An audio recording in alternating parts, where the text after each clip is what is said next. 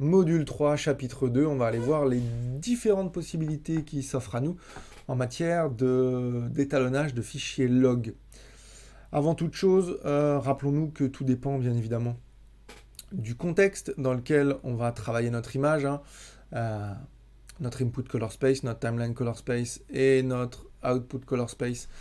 C'est-à-dire d'où viennent nos images, comment je vais les travailler et à destination de quel support. Là, c'est simplement pour rappeler le contexte dans le cadre d'un color management qu'on avait vu en module 2. Ça, c'est pour la partie technicien. Pour la partie artiste, quelque chose sur lequel je voulais mettre l'accent en ce début de module 3, c'est la capacité de l'étalonneur à avoir une prise de risque sur sa façon d'étalonner. Pour ça, j'ai pris 3 images qui sont issues de 3 caméras différentes, dans 3 contextes différents. On va aller rapidement dessus avant de vous montrer comment on fait techniquement sur le logiciel. On est ici. Hop, on va revenir là. Donc, la première image, c'est GH5, enregistré en Rec 709. C'est un fichier SDR classique à destination de YouTube, sur lequel l'étalonnage est très simple. Température de couleur, contraste, saturation et une power window autour de moi pour centrer l'attention du spectateur. On est à destination du web, c'est du YouTube, c'est du tutoriel face caméra. On n'a pas besoin de quelque chose de très complexe. Voyez surtout comment rendre les couleurs, d'accord? L'harmonie des couleurs. On sent qu'on est sur quelque chose qui est joli, mais très simple, très basique, ok? On monte un petit peu en gamme. On est cette fois-ci sur un documentaire. La caméra, on est sur du C300 Mark II. Vous voyez un petit peu le travail qui a été fait par l'étalonneur. Les zones de tonalité, comment elles sont bien restituées. La différence qu'on a des teintes de peau, qui est beaucoup plus belle, qui est définie par la caméra, mais également par le travail qu'a fait l'étalonneur en termes d'OFX. L'OFX, par exemple, sur la beauté des peaux qui existent dans DaVinci. Donc c'est très propre. On est sur une jeune femme, donc il faut rendre des teintes de peau qui sont très belles. On a des contrastes en termes de température de couleur qui nous permettent, au-delà du fait que c'est très bien cadré, d'avoir quelque chose qui est agréable à l'œil et qui nous permet d'avoir de la profondeur dans notre image, également une harmonie des couleurs. Voilà, on avait vu, hein, chapitre sur la théorie artistique, combien le cyan eh bien, était très très bien avec le orange. Donc voilà, on en retrouve ici, ici. Donc vous voyez que c'est très bien étalonné. L'étalonneur, c'est un professionnel, il sait ce qu'il fait. Si on regarde au niveau de l'œil, c'est parfait en fait, au-delà du fait que le directeur de la photographie a très bien exposé son image et que voilà, au niveau de l'œil, eh bien, la lumière qui arrive de ce côté-ci, qui est simulée en fait par la vitre, mais probablement ici on doit avoir, voilà, on le voit sur sa face en fait, ça c'est pas simplement la fenêtre, c'est voilà, à l'extérieur on a probablement un HMI ou, euh, ou une LED très forte, mais voilà, l'image elle est vraiment très bien et la prise de risque elle est beaucoup plus conséquente que sur ce que moi j'ai pu faire sur une image comme celle-ci. Et puis si on monte encore d'une gamme, ben là on arrive sur le cinéma. Et sur le cinéma, il y a des tout de suite, moi il y a des choses qui me frappent sur la prise de risque. C'est par exemple euh, les noirs, les zones de tonalité dans les noirs, dans les basses lumières. Elles sont complètement crush. Pourquoi il a pas laissé de détails en dessous? Bah, tout simplement parce que l'étalonneur il sait que on s'en fout de ce qu'il y a sous l'étagère. On s'en fout complètement. Ce qu'on veut, c'est voilà, être centré sur le personnage, sur son émotion, sur ce qu'il dégage.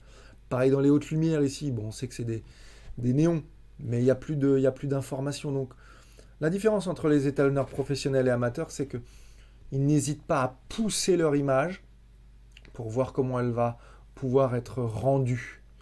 Et ça, c'est important que vous puissiez le comprendre parce que l'objectif de cette formation, c'est justement d'arriver à passer un cap supérieur. Et donc, encore une fois, ça dépend du contexte dans lequel on est. Je ne vous demande pas forcément de faire une image comme celle-ci pour YouTube. La preuve, c'est que moi, je ne le fais pas.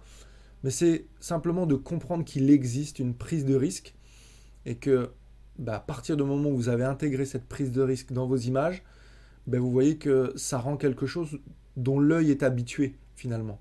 Et donc, c'est vraiment ce qui va faire la différence. Allez, on va aller voir maintenant le côté technique de la chose sur les 3 façons dont on peut étalonner un fichier log. La première possibilité, eh bien, c'est ce qu'on appelle le tout manuel, qui est utilisé par beaucoup d'étalonneurs débutants ou qui n'ont pas conscience que, par exemple, le color management existe. Et donc, en tout manuel, eh bien, là, je vous ai pris un plan qui est issu de Blackmagic. Et donc, je vous ai fait une correction colorimétrique primaire très basique pour vous montrer, eh bien, là, le fichier log. Et puis, eh bien, voilà ce que ça donne simplement avec un travail sur l'exposition, la saturation, la température de couleur, donc avant, donc le raccourci c'est Alt D, et puis après. Donc ça c'est la première façon de travailler avec la roue log. C'est le côté artisan de la chose. Il y a beaucoup d'étalonneurs qui aiment travailler comme ça. Encore une fois, j'aime beaucoup l'artisanat, donc c'est pas du tout péjoratif. C'est qu'il y a beaucoup de gens qui estiment que l'étalonnage est une science, est un art, et ils veulent maîtriser tout de A à Z. Ils ont le sentiment que parce qu'ils vont demander des choses à la machine, c'est plus eux qui vont avoir fait le travail, et donc ça les perd un petit peu dans leur travail. Mais encore une fois, imaginez-vous le travail manuel. Là, j'ai fait simplement 3 nœuds, simplement pour vous montrer un avant-après. Mais regardez tout ce que j'ai sur ma timeline pour l'entièreté. Voilà, regardez tous les plans que j'ai pour toutes les leçons qu'on va retrouver en module 3. Si je devais étalonner tout ça manuellement, encore une fois, on perd beaucoup de temps. Mais voilà, c'est la première façon, vous pouvez travailler manuellement. Bien évidemment, on reste sur une correction colorimétrique primaire. Et puis derrière, eh bien, on avancerait avec une correction colorimétrique secondaire, avec nos power windows, le travail dans les différentes zones, pour mettre en valeur eh bien, cette jeune femme sur sa slackline. Donc voilà, ça c'est la première façon de travailler. La deuxième façon de travailler, ben, ça serait avec des LUT, Lookup Table, des tables de conversion qui nous permettent eh bien, de transformer certaines datas informatiques qui sont enregistrées dans un espace de couleur X, par exemple dans un espace de couleur Y. On reviendra, il y a tout un module dessus, avec plein d'informations qui sont importantes, puisque en fonction de comment elles ont été enregistrées, et à destination de quoi elles sont, et avec entre les deux plein de paramètres, eh bien, on n'obtient pas, un, les mêmes résultats, et deux, on n'obtient pas les mêmes réponses au niveau des ajustements des outils. On y reviendra. Techniquement, restons là. Techniquement, comment on fait ? Eh bien, je vais ajouter un nœud.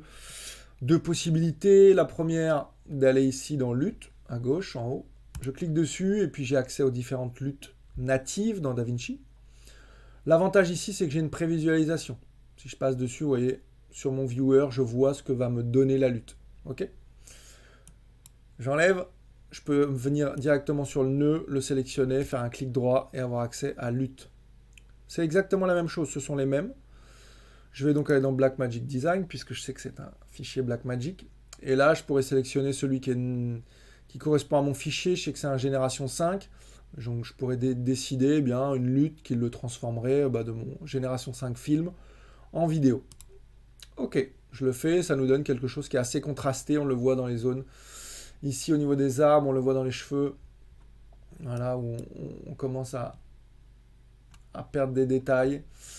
Donc voilà, ça c'est de façon native comment je transforme avec ma LUT. Si je sélectionnais une autre LUT, j'aurais un autre résultat. Je pourrais aller sélectionner quelque chose de beaucoup plus doux dans un transfert vers du Rec 709 par exemple.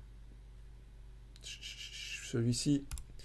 Et là, vous voyez comme on l'avait vu en module 2, que nativement, eh bien, on aurait quelque chose qui est beaucoup plus doux dû au problème de la dynamique que pose le SDR, les pics de luminance qui sont limités à 100 nits et tout ce qu'on avait vu également en module 2.